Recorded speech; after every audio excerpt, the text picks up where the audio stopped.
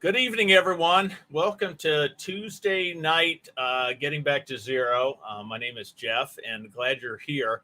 Uh, this is um, this is a crazy week, so I've got some good guests to kind of help get through things. I have this Saturday, my son is getting married, so we've got all the Friday stuff, which is going to be fun. Big week with that.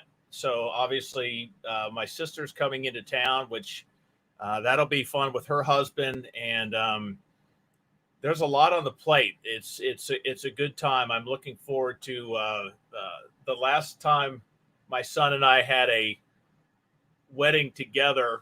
It was my sobriety weekend, November of 2020, or no, I'm sorry, February of 2020, the Super Bowl, and we were supposed to meet at a wedding for someone else.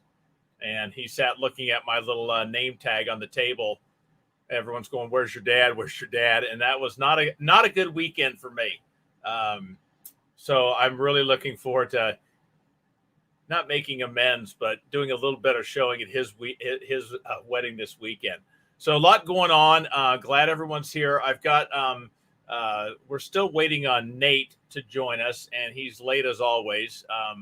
But we do have Charissa calling in from Texas, and then she placed a carryout order and the for some Outback cactus blooms or whatever you call them, and an Aussie showed up to deliver. So we dragged Lisa Ryan in to join our little group from. I mean, I could probably not even be close, but where in Australia are you from? I'm born and bred in Brisbane. It's a on the coast. It's a tropical climate. So but you're a huge fan of American football, correct? Absolutely. I know everything about it. Exactly. We were watching real quick before we start. We went down and there was some rugby going on. And my wife's, one of her brothers played rugby club out here and had it, just loved it till he took a foot to the face. But we missed it, but everyone saw they had women's rugby right before. Yep. And I thought I mean, it's a brutal sport. It's very cool though. They're tough. They're tough competitors. I got winded just watching them running around. So, well, I am I'm joining now. So Nate is, as usual, this is hysterical how late he is. It's just, this is not a good example setter because we're supposed to be, for the newer person to sobriety, we're showing what sobriety can bring, which is promptness, on time, all those things. And now we got Nate wherever he is a disgrace. So I just heard he's in hair and makeup. He's in hair and makeup right now. I don't think he has beautiful hair. He's like me. I mean, it's when you get it. Normally you go plural to single when you're losing things, but with hair it becomes hairs with an S when you lose it. So I get a hair's cut now, which as my wife and kids always make fun of it. So anyway, so I want to real quick, Lisa, you have you're a life coach with who the Naked Mind is. That's not, what's her name? That what's I'm blanking. That's Annie Grace. Annie Grace is this Naked Mind. Yes, what's her name? Yeah, I've just been newly certified coach after 6 months training with this Naked Mind Institute. And I also have, which I'm very proud to have achieved because it was a tough 6 months. And I'm also a grey area drinking certified coach with Jolene Park. Well, let's do this because I made a note of that, and I'll just start with you then, and Charissa, just chime in. You know how this works. Oh, wait a minute. Hold on.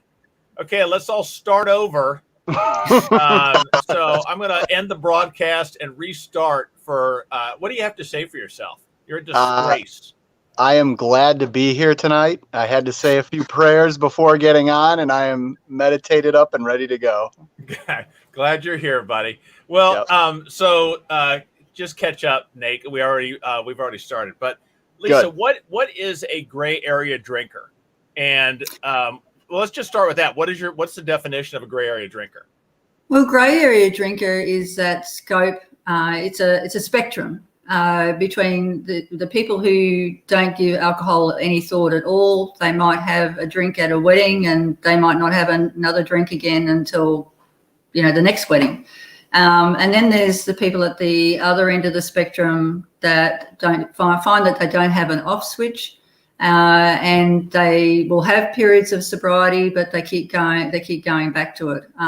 So they're your people who might do dry July, sober October, and with all the best intentions in the world, they just keep going back to it. So it's really a big spectrum of people. Have you seen successful gray area drinkers? Is there such a thing? Because I guess I take for me, gray area drinker was when I tried to moderate, I tried to control, I tried the water, and even the nights I was successful, I was miserable. Yeah, I think that's exactly what I was going to say. It's probably that they're trying to moderate, definitely. And I haven't seen very many successful moderators, to be honest. People do try, and the ones who are successful, it's great. I think, but it's pretty rare to be able to go back to trying to moderate, to get the noises at the end. Charissa, did you ever do did you go through the moderation attempts? And well, so I relapsed a lot before this final time of sobriety. And I would have to say, actually, I was probably a gray area drinker when I first started. And then it really wasn't until after my divorce when I started drinking a whole lot over that it really got to the point of, where it was not gray area anymore. It was beyond anything. And and I mean, I've had moments where I thought that, I can drink again. And there were nights I had one or two drinks, even when it was bad, but then I would make up for it the next day.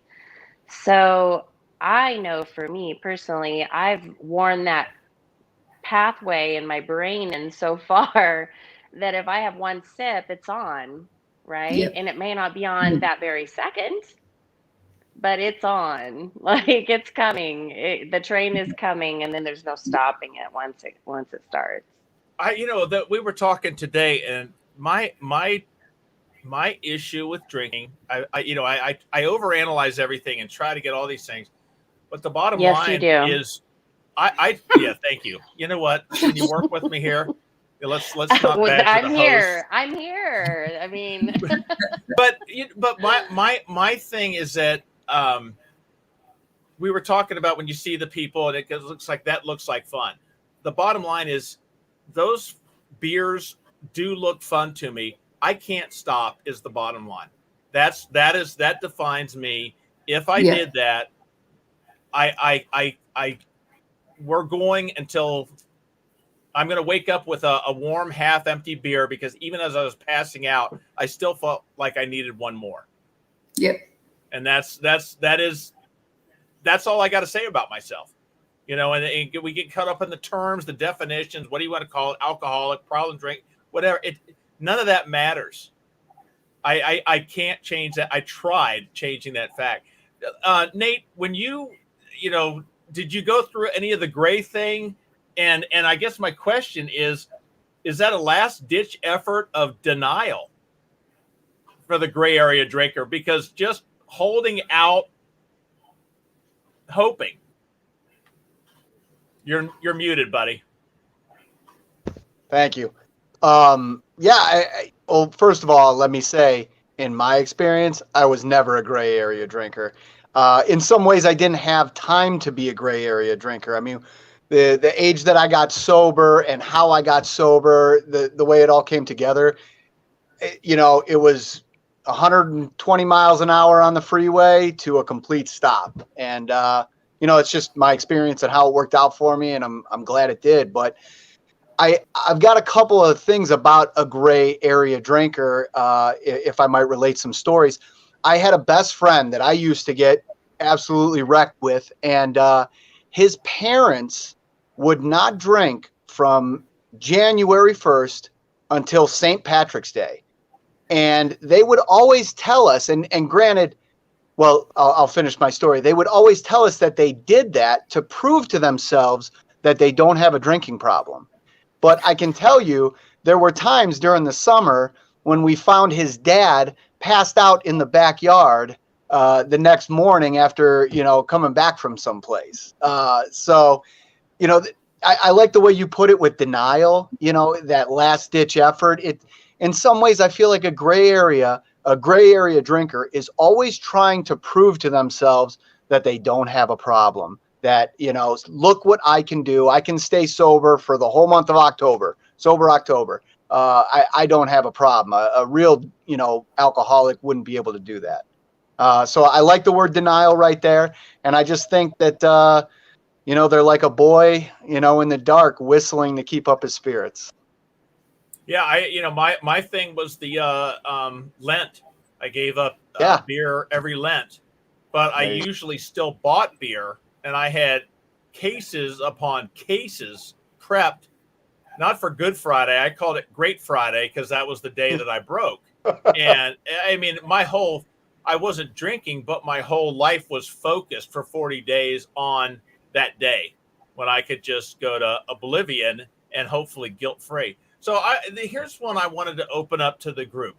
My wife's husband, she's the one with the 3 babies. We went over there. They just moved into a house. Stress galore. I mean, he's a younger guy. He's 30 ish. Wait, Jeff, say that again. Your wife's husband? Oh, yeah. My daughters. We have a very open marriage, okay? We are your daughter's husband. In fact, Lisa and Charissa and I, So we can tell everyone we're poly now. We're poly. My son-in-law, whatever. Yes, but okay. I went over. I'm Jeff's Texas wife. Yeah. I'm waiting on Hawaii. I don't have a Hawaii one yet, but I'm working on it. He works his tail off. New house. I went over there and just helping them get some garbage out and doing some stuff tonight. You could just see the stress in his eyes, and he was ready. And then he's got the 3 babies, and one came out, knocked the little one over, started crying, and he was ready to blow. And now he doesn't have a drinking problem, but I said, Taylor, you got to get in. You need a cold one, dude. You're about to. But I just thought, at that age, because we had 4 kids, so I was in the same boat, and I could just feel the stress. He was ready to just lose it because the long day, baby's driving crazy. His wife, she was out doing whatever. I didn't have the tools to deal with that without drinking. I couldn't. I could feel myself ready to blow just seeing what he was dealing with. And I don't know at that age. I don't know how I would have gotten through it. And Lisa, I'll go to you because you're a coach. What do you tell to someone? How do you deal with, I'm ready. These kids are driving me nuts. I got work galore. I just smashed my thumb. I'm losing it. How did someone get through those moments? I don't think I wasn't ready until I settled down and got older, and that I was I was numb to a little bit more of that. I mean, gosh, I don't have kids, but I certainly have lots of family and friends who do, and I understand that frustration. I think we get so busy with our lives that we just forget it's okay just to take a step back for 5 minutes, even just to walk around the block, go to the ladies' room, go to the bathroom, and just close the bedroom door and sit on the bed for 5 minutes and just calm ourselves, do some breathing exercises, just anything just to center ourselves again. And then we can just throw ourselves out the door and go back and deal with life. I think we just get so caught up that we forget the things that we just need to do to fill ourselves back up again, so that we don't get to that point where we're ready to scream the house down. I worry so much, obviously, because of my genetics, whatever you want to say, worry about passing it on to my kids. Obviously, I think that's a common thing. But I'm trying to develop with my kids an outlet of, I don't care if it's a heavy bag that you got to get out and just punch on something to waylay to get that out. And I'm trying to example them with ways to deal with it, because I never had any tools whatsoever. Charissa, did you go through any of that? I mean, how did you deal with, I guess, when you were younger and drinking? Did you have any coping skills or? I mean, gosh, younger. You're making me think. Well, let's just go. Here's what I can say, like in general, right? In general, at least of my generation, we were not taught how to deal with our emotions, right? Like, and what you were talking about is, and saying, hey, you need a cold one to someone who's under a stressful situation. That's exactly how I got in trouble. I was using alcohol to escape the way I felt. Exactly. Right. So that's when it became a problem, honestly, was when I was trying to numb out how I felt. I mean, now I have a lot more tools, and one of them is developing a daily meditation practice, because you don't just do meditation one day and then you're able to regulate yourself, right? Like, it takes practice and it takes time, and you have to build on it, right? In fact, I had someone ask me, they're like, how are you so zen? And they said, what they asked me was, what major life event made you so zen? And I'm like, there wasn't any major life event. I started meditating on a daily basis, and I worked on it for years. And that's how you get to emotional regulation, right? So Here's the reality that, like, Lisa knows, because I'm on the path, by the way, Lisa. Annie Grace is the path. Yeah. So actually having a drink creates a need for another drink, which actually creates more stress in the long run. It's when you use it to cope, I think, is a big game changer, definitely. And that's what Annie says too, right? Like, that's when for most people it becomes dangerous, is when they start using alcohol to cope. Yep, definitely. Nate, you deal with a lot of younger, I know you're an AA or like I am, but you know, this is just about sobriety. What's your advice to? I just feel sorry for the younger generation, because it's to get sober immediately, you're the odd man out. Yeah. In so many settings. Yeah. Absolutely. It's what's your advice? What do you say to the younger person? Well, I got to tell you, Jeff, when I've come on here, I almost feel like I'm sounding like a broken record, but in any situation, we're talking about, and I love the way Charissa, is that right? All right. I love the way she put it, in that, when drinking becomes a mechanism for coping, that you're really getting into some serious problems. For a non-alcoholic to have one beer and take the edge off, that works great. But for somebody that's got a drinking problem, that's an alcoholic, obviously using alcohol as a coping mechanism, just amplifies our addiction. And, but my broken record that I feel like I sound like is, you have to have somebody to call. And I don't want to come on here and, blast AA at everybody, because it's not, I want everybody to find their own path. But, for me, I always had somebody to call. And anytime I'm trying to help somebody else, I'm always saying, call me, text me. I can take 15 minutes out of my day and help unwind whatever is happening in your life right now. And especially try to unwind the thought of, I want to drink, to cope with something. And I guess the other thing too, as an alcoholic, and somebody that did use alcohol as a coping mechanism, after some time in sobriety and trying to better myself, I've got 2 kids under 5 years old nowadays.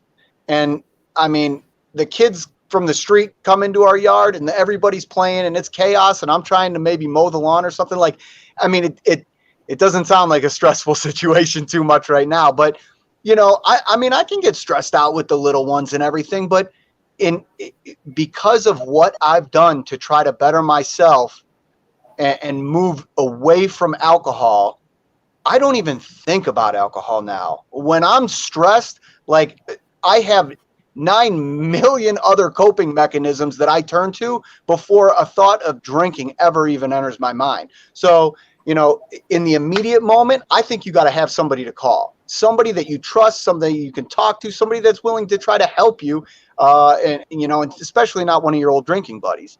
But at the same time, too, you have to take steps in your life now to try to better yourself, to start thinking about other coping mechanisms. Lisa, how did you learn the coping mechanisms? You got 7 years? Did you say? That's totally key. I totally agree with Nate there. You just have to have new routines, new schedules, new things that you do differently at the end of the day. If that's your wine witch time or something like that, it's absolutely so important to. I love to go to the gym, and so I go 3 times a week minimum. And yeah, it's a great stress reliever. I find it doesn't mean that life's perfect and rainbows and unicorns, but I just find that I just respond differently to life now. But in the beginning, yeah, that was a starting point. I also do, I practice a lot of mindfulness tools. Grounding and centering works for me. Just getting up, going off for a walk and being really mindful of what's around me. Gratitude. I try to live a daily gratitude journal as well. All those tools, and they're all simple stuff. They don't cost any money, and you can just go for a walk if you don't want to join a gym. You can take up cycling. There's all sorts of things that you can do for nothing. But it's just simple stuff. And I think in my mind, I used to try and overcomplicate it. And I'd think that it was that I had to have this big plan and a big vision. And it's the simple stuff that you do every day. And it's repetition. And people don't always want to hear that because it's not sexy to say you're going to do it every day. But it really is the simple stuff. And just building on that toolbox and the repetition of doing those things changes. Well, that's what worked for me. But I drank every day. So, why wouldn't I do the other things, every day that actually. Well, I got sick. Sometimes just you got sick.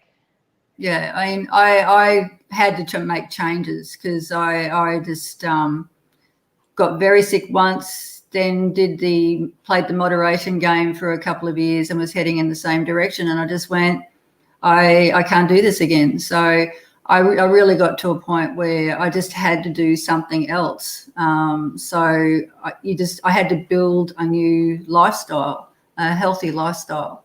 So it was all built around that. Sorry, I didn't mean to interrupt. No. I mean, and that's the thing. Like, we see these Corona commercials that make it look like, that if you're at the beach, you have to have a drink. But here's the reality: it makes you sick.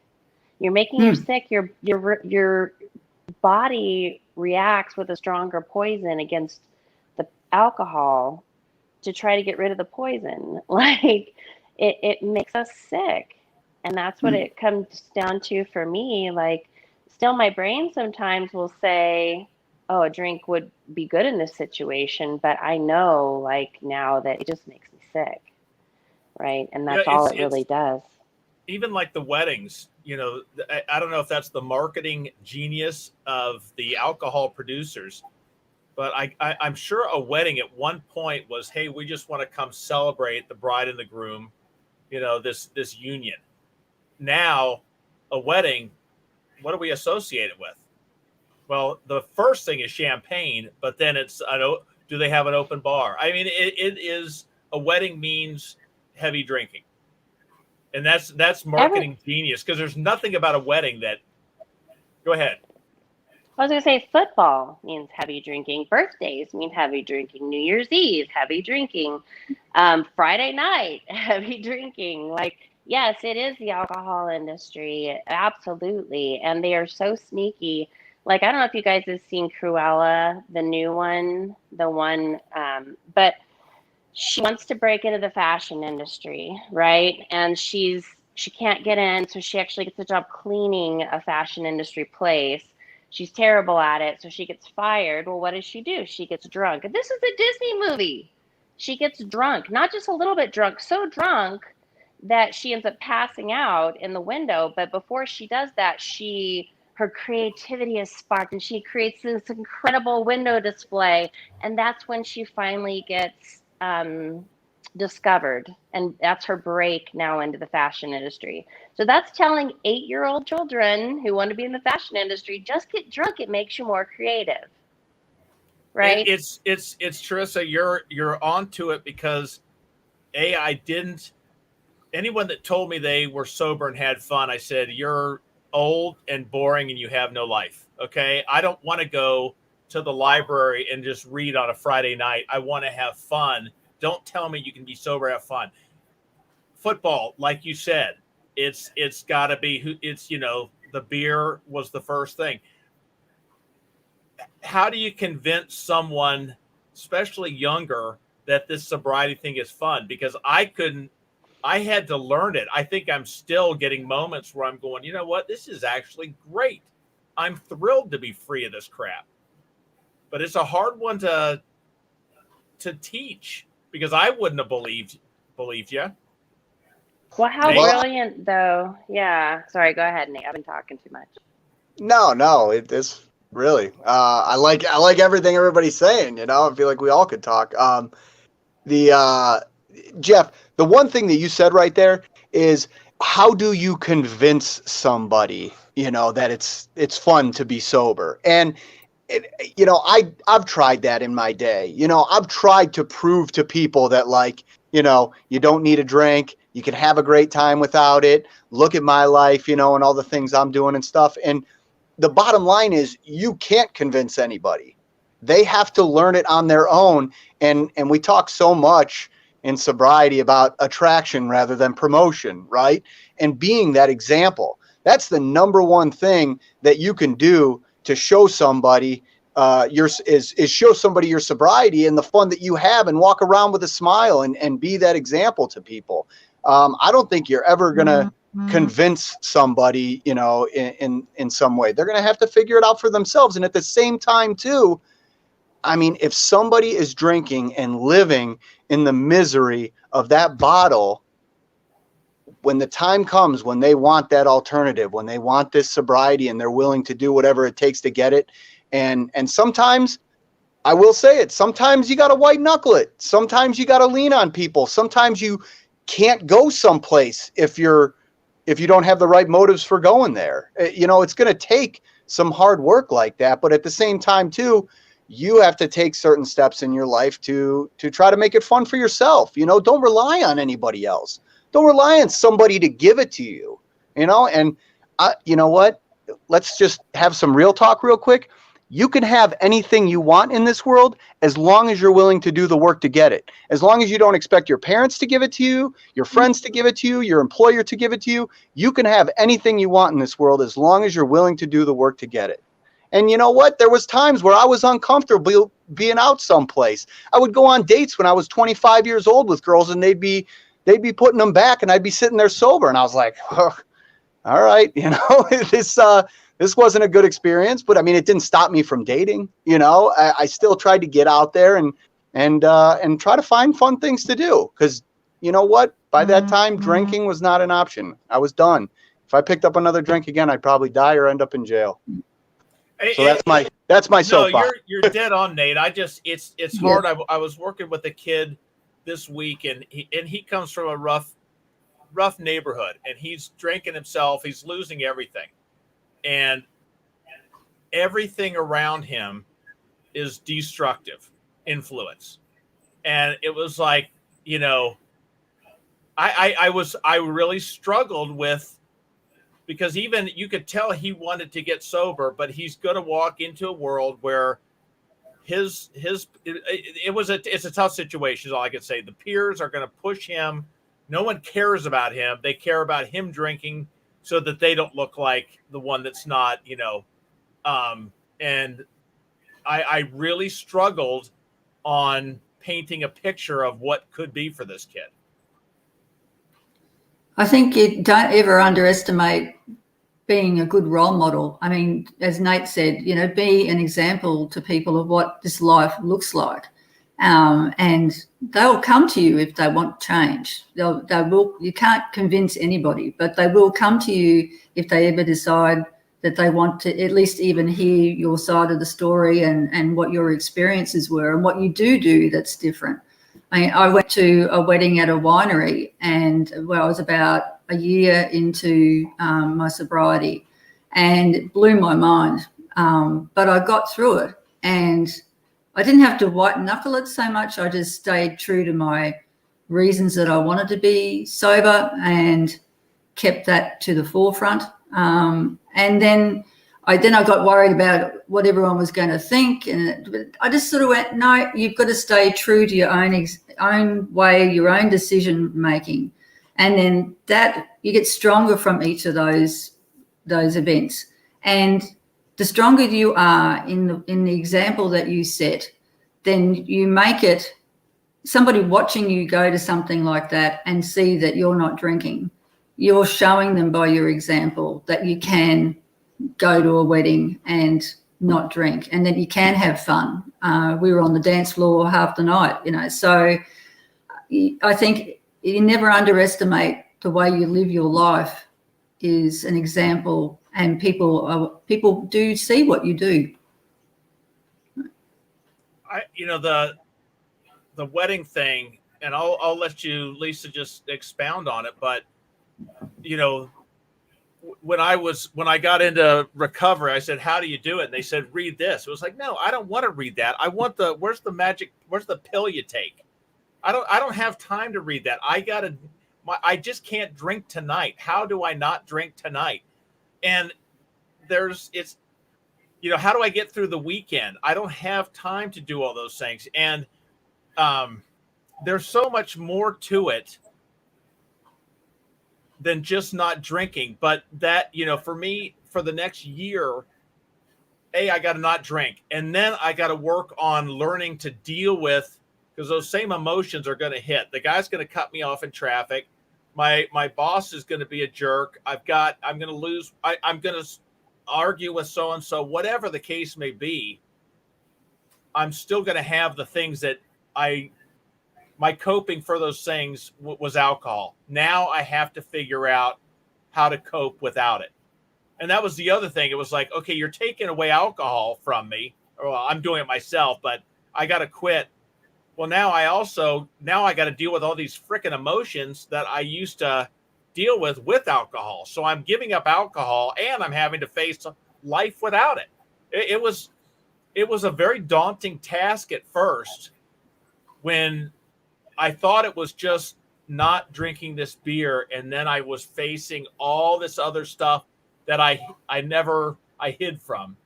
I drank away for all those years. Yep. It is. I think it's not.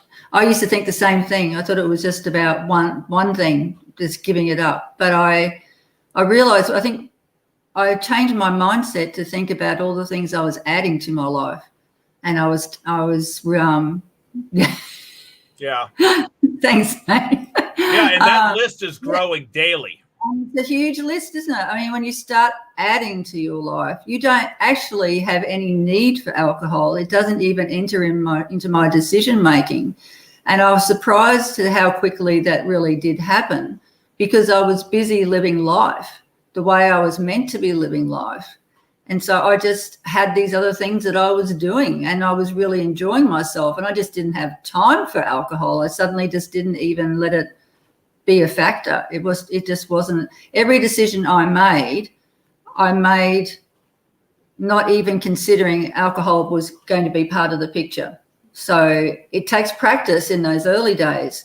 But if you just decide that you're going to do X, or you're going to be somewhere, and sometimes Nate's right. Sometimes there are some things you don't do because you just feel to protect your sobriety. You'll go, well, I won't go to that event because it's going to make me uncomfortable and I'm not ready yet.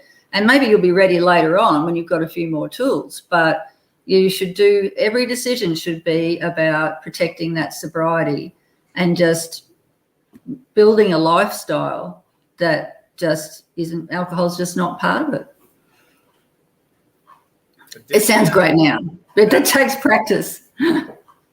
Yeah, it was the toolkit, because when I had myself, I'm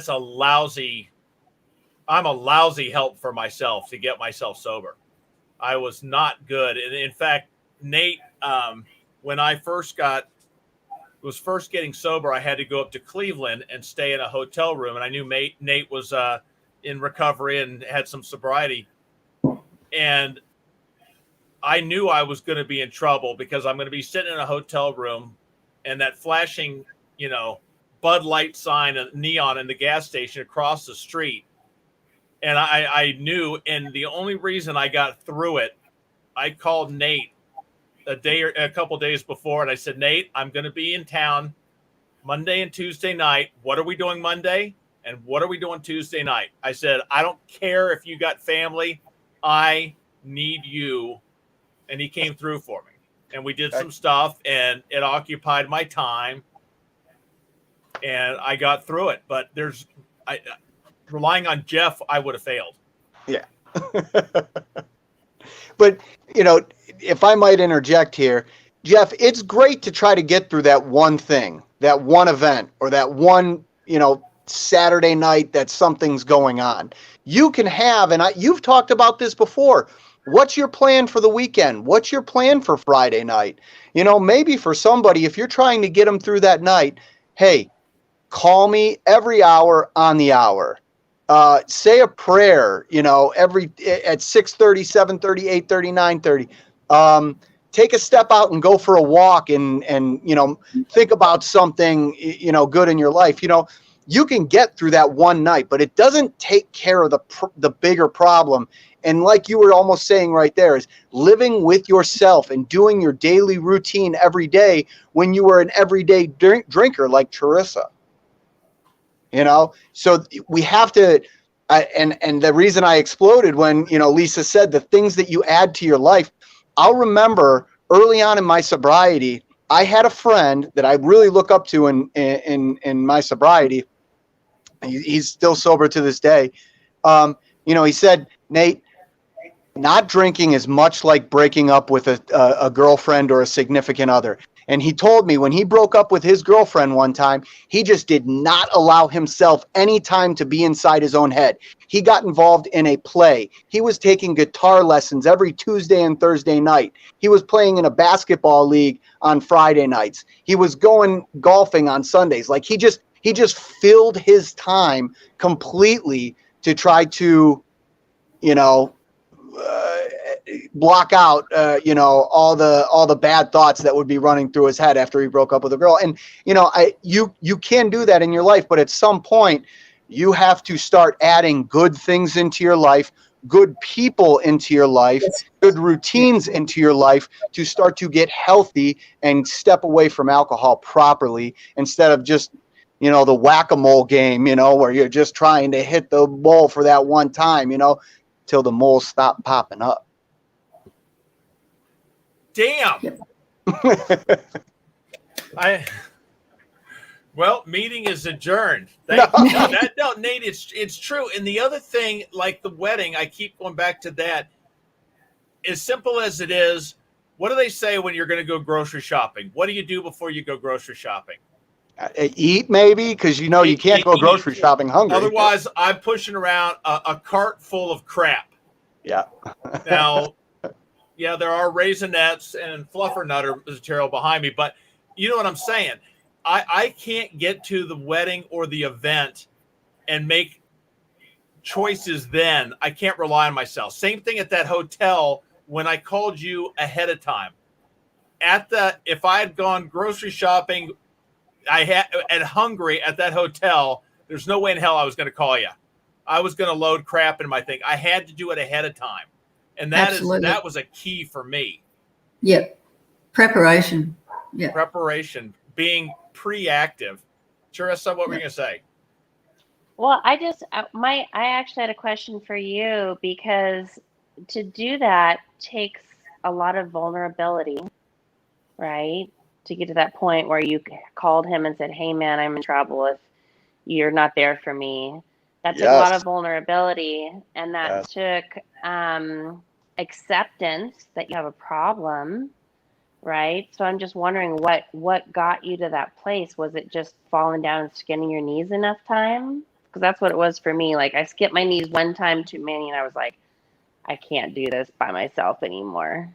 I hate to say it, but that is the case, because I would love to get people to make that kind of commitment before they skin their knees, because I got to the point, I think, where I got nothing left. But that's what you took it, because you're stubborn. You're stubborn. No, you're right. I'm stubborn. I get it. Yeah. But I was Nate, as someone in recovery, said, "Hey, if you need anything," he opened up and made approaching him easy, which was because I'm prideful. I don't want to call a guy and say, "Hey, I'm afraid I'm going to drink. Can you come sit with me?" That is the ultimate. That's not a manly. That's in my mind what I'm wanting. I'm stronger than that. I'm not going to open up like that. But when I go to a meeting or in recovery or rehab, when I talk to someone that's going through it, saying, "Man, call me if you got any issues," he opened the door and made me feel comfortable to do it. And thank God he was in Cleveland, where he is. I don't know who else I would have called. My brother-in-law's up there. He doesn't get it. I never would have called. I couldn't have called him. I would have been way too uncomfortable to say, "Hey, can you come sit with me?" What my pride, Charissa, I would have gone white knuckling it, and hopefully I would have called my wife. I would have called anyone to get on the phone. But yeah, it was probably because Charissa opened the door. Or Nate opened the door. Nate opened the door. Yeah, if you're like me though, like if I waited until like those cravings got really big without saying something, then I was in trouble. And like you said, it was too late. So I had to learn that the second I had a craving, I had to call somebody. And maybe not even tell them. Sometimes I did tell them. Most of the time I did tell them, because they're the people in recovery. But I realized that if I waited and let those cravings pile up and grow, it was over. And then it didn't matter who I called or who showed up. I would drink anyway. I would drink in front of them. Like, it did not matter. You're right. I at that point, people have said, "Hey, when you feel, at the hotel, if you feel like you're going to drink, call me." Well, at that point, I don't want to call you. I don't want you to call me. You can try. I'm not going to answer the phone. I'm going. Right. At that point, it's too late. I have to do it before I go grocery shopping, essentially. Lisa, what were you were going to say? Oh, no, I'm just agreeing with everybody. Oh, okay. I thought that's something we can do as in recovery, is being there for that person, and just saying. I really think connection is so. Sorry, Nate. No, go for it. Go for it. The connection. What I find the most powerful is, especially with, like, my husband. We've got a great marriage, but he's never gone through what I've gone through. He doesn't have issues. Never has. He's never used alcohol as a coping mechanism. The most powerful connection that I've had, and bless his socks, he's my biggest supporter. He will drive me to early morning park runs. He'll drive me to. He's even said to me, "If you wanted to go to the gym at 2 a.m, I would drive you." So I couldn't be more supportive. But he's never been there. And the biggest connection, the most powerful connection I find, are the people who have walked my walk. No one's not going to have the same life experience that you've had, because that's individual. But the way we feel and the emotions that we feel and how we struggle, no one gets that more than someone who's walked the walk. And so if you can connect with someone like you did with Nate, Jeff, it's so much more powerful, because they understand what you're going through.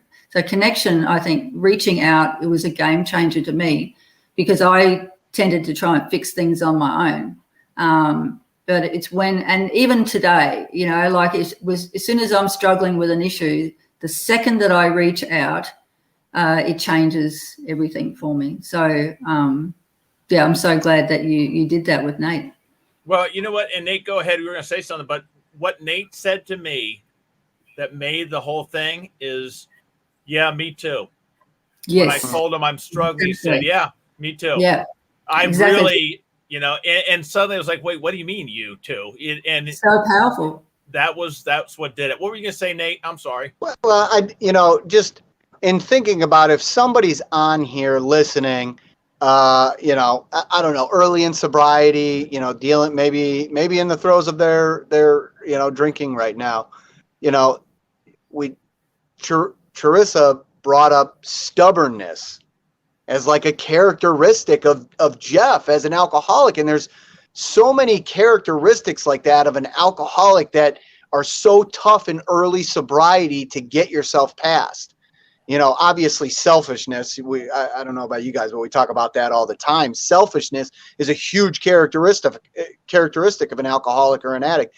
Anger can be a very prominent characteristic of an alcoholic or an addict. Stubbornness is fantastic. But, you know, and then there's other things like people pleasing. I was kind of a people pleaser in my drinking career and stuff. So, you know, if anybody's out there listening right now, maybe take a little bit of an inventory of yourself and go, you know, who am I? You know, what kind of person am I, and what kind of person do I want to be? But not like from a judgmental type of way on yourself. So, I mean, one of the things I've learned in a lot of therapy is that a lot of those things, the stubbornness, those are trauma responses. The people pleasing is also a trauma response, right? Yes. I learned to be people pleaser because it kept me safe as a child, right? So, you know, and hey, I was stubborn about recovery. So it doesn't necessarily mean, you know, that these are, I don't really like the term character defects. And I've been to AA plenty and I've worked the steps. It just, it wasn't where I got sober. So for me, what I needed was to quit the judgment of myself, which was just my ego, right? And I learned that really my whole problem is my ego. It's my ego telling me I'm not enough, you're not enough, nothing's ever enough, nothing's ever good enough, nothing, you know, and that's what our ego, that's what we battle with, you know, all the time. How did you, right? That's awesome. I love that. I love it. Let's just take your ego as one. How did you, because we could go through the list of all the things, you know, stubbornness. I'm a powder. I don't let things go. But let's just go with ego. How did you get through it, or get past that, or improve that? Well, I don't know if you ever I mean, the ego will always be there. And for me, I just wanted it to be in the back seat, not in the driver's seat anymore. And so it was any time that my brain would want to separate me from you, right? Like if it would tell me I'm smarter than you, therefore you don't know what you're talking about, right? Type of thing. That's my ego trying to separate me from you. Whereas you might not be as smart as I am, but doesn't mean what you have to say isn't going to help me, you know? So for me, that was a lot of my thing. I was very analytical and I always had to understand everything and think everything through. When, you know, that really just got me into a spiral and just separated me from everybody else and just made me alone, because people were like, you're a tough nut to crack. I can't deal with you. Mm-hmm. You know, there's a wall there that I can't get through and only you can take it down. And someone said that to me at the right time. She said, you're a tough nut to crack. And I was like, I don't want to be that, right? I want to be better. I want to get better. I want to be healthy. I love it. Lisa, what was your big hurdle to get through as far as personal self-worth? I too am a recovering people pleaser so I had a fractured childhood and had to keep a lot of balls in the air, and that just followed through to adulthood, and my lack of self-worth that came from that, because it was all about everybody else and not about me. So yeah, that was my journey as well, was learning to value myself. and my, I want to hear how you did, what steps you took, because self-loathing, I hated looking in the mirror at myself when I, towards the end of my drinking. I was worthless. I was pathetic. How does someone get that back? Because I hear that a lot. How did you turn that around? It was a really, I still work on it today. I'm a lot better. I think actually starting to change my values about my mental and physical health, and that involved adding to my life and not adding in the alcohol. Weirdly, everything seemed to happen at the same time. So it was a process where stopping drinking became one part of the healing process because I had to draw boundaries around my sobriety and protect that. Then I had to learn that was okay to do that, to put myself first. So then I started really taking my physical health seriously. So I'd go to the gym and I would do things that I would never dream that I would be able to do. I mean, I'm not Arnold Schwarzenegger, but I do, for my age and everything. It gave me a confidence boost.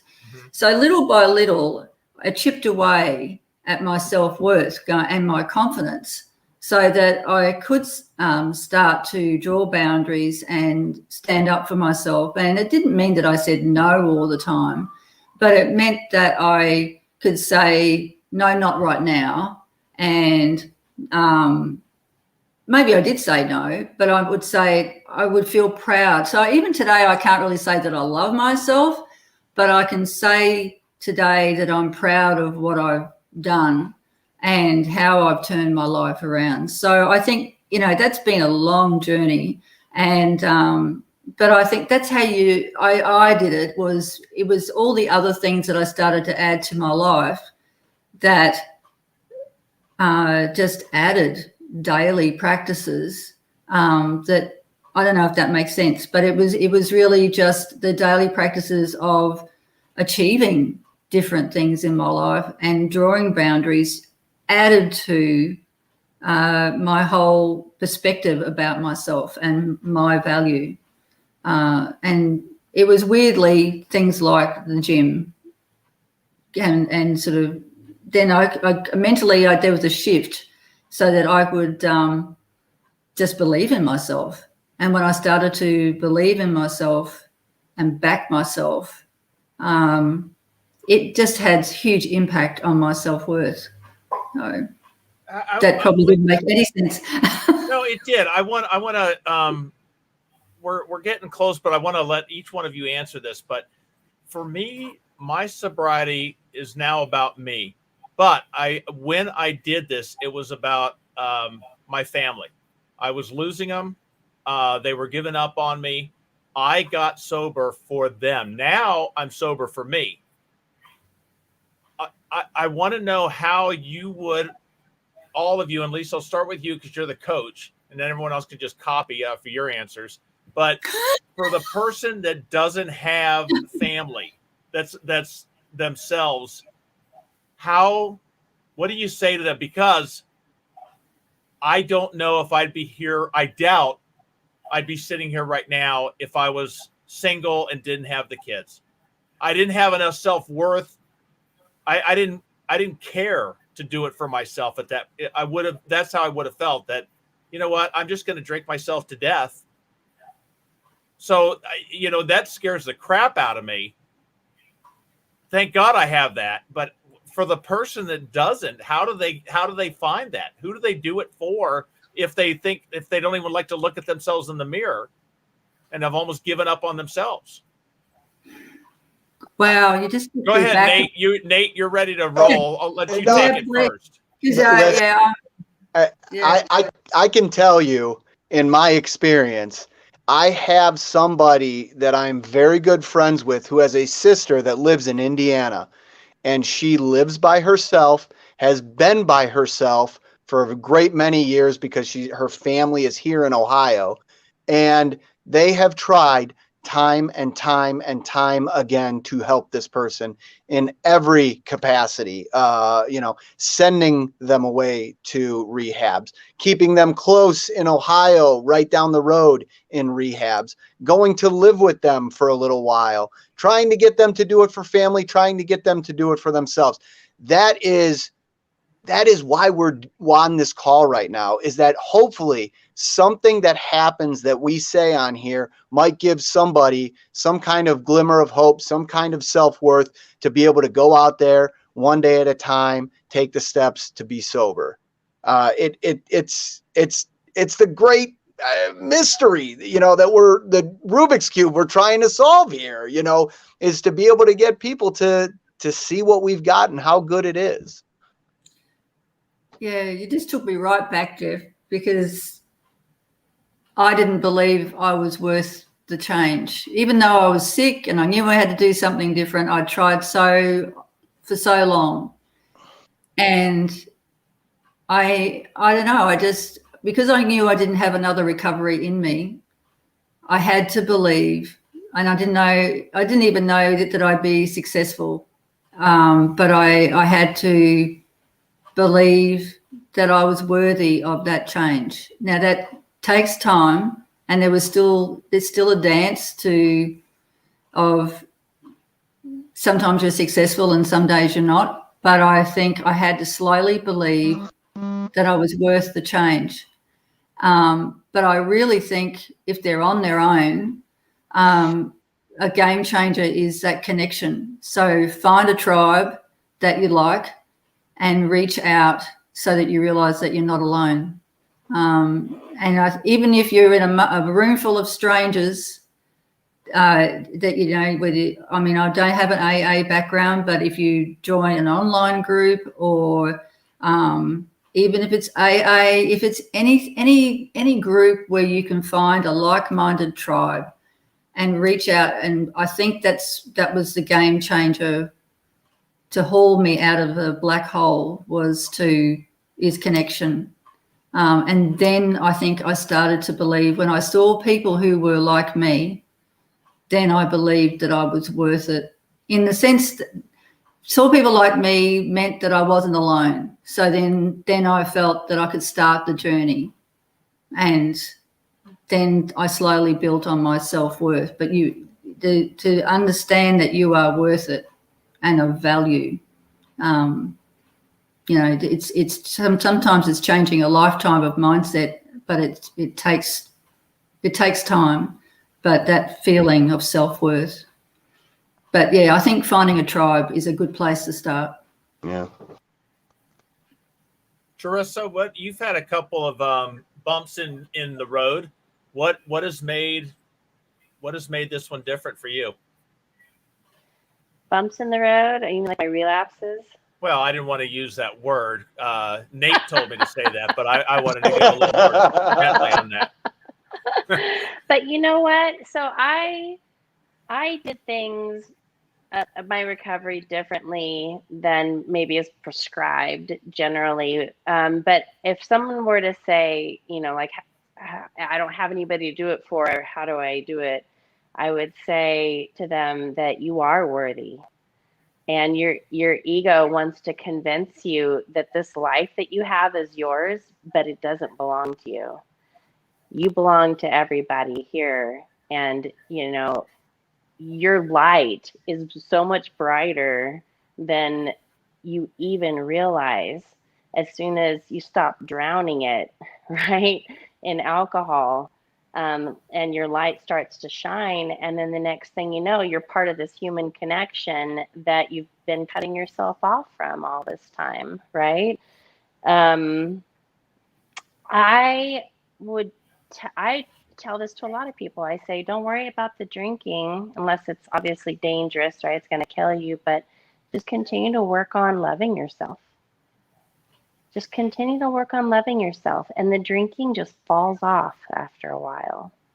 At least that was my experience. It took me 4 years, and then it just fell off one day. I guess never stop trying to get sober. Never stop trying to chipping away.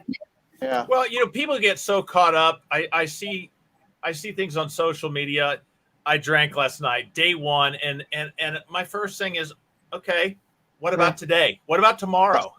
I don't care about yesterday. Try and learn from it. We can't change it. So what? Yeah, you drank. Okay, life goes on. What about today? What's the plan? What about tomorrow? Let's don't. It happened. What's next? Yeah. Well, yeah, and again, it's ego, right? Like those whole, oh, I lost my day count or whatever. That's just ego, right?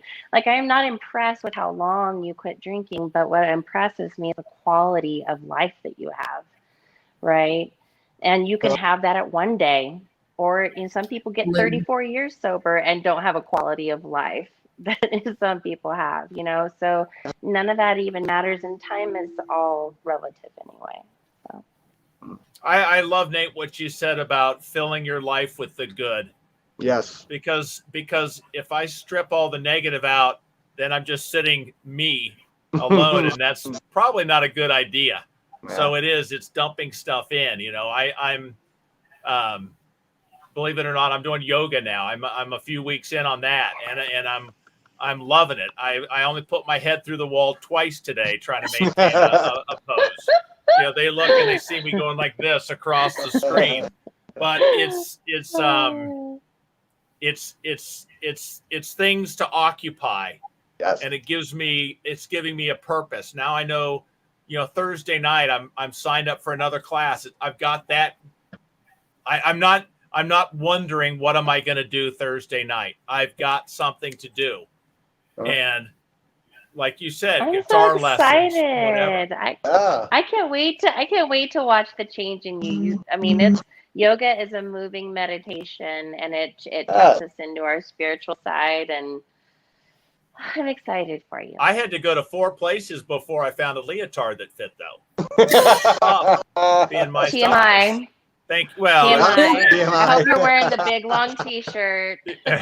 To cover the boys. And with that, good night, everybody. You know what? What I have to get is a tighter shirt, because when I'm doing like downward dog or whatever, this thing I'm choking myself. So I do have to. That's when you get to wipe your forehead. Yeah. Well, that requires taking hands off the ground, and then I'd be doing a face plant, which I've done a few times. So that's a pose. Hey, that's a pose. Well, you know what? Here's the thing. When I got sober to stop drinking beer. That was the reason. I have gotten so many unfrickin' believable gifts that I didn't know I was going to get from sobriety. I did it to stop drinking beer. I had no idea what I was going to get. Yoga, for me, as a 57-year-old, and I know Nate, I realize we're identical twins, except but for me, I did it for flexibility and balance, because those are the things that are going to get me as I age. And I know when I see people, there's so much more, but I have no idea what it is. I'm still at that. I'm doing it for flexibility and balance, but I know there's a ton. Everyone's going, oh, you just wait. So keep coming back. Keep coming back. Yeah. Keep coming back. I cried. When I first started yoga, I would cry through some classes, just releasing everything, it's a beautiful practice. It's so I'm still in the, learning stages of it, but the important thing we all are, though. It gives me something. I'm not coming home to sitting in front of a TV and just having to deal with Jeff. And hope that Jeff can handle all the crap that goes on in our daily lives. You mean Jeff's ego is what you mean. Yeah. Not Jeff. Because that's the greatest gift I've gotten out of sobriety is myself. I found myself. Right. I think, and Lisa, you said it, the number one tool when people say, how do you get sober? Connection is the word for me. That is how you do it. When I'm talking on the phone, or I'm sitting right here doing this, I have probably a pretty good chance that I'm not going to drink during this hour, because I'm on talking with some people that in the same boat. I got a good shot at it. So now when we finish here, if I'm talking to Nate and I call him up or I'm doing something else, there's a good shot. Where I run into trouble is when I sit by myself, isolated with nothing to do, and that's when I get into trouble. So I've got to preactively prepare.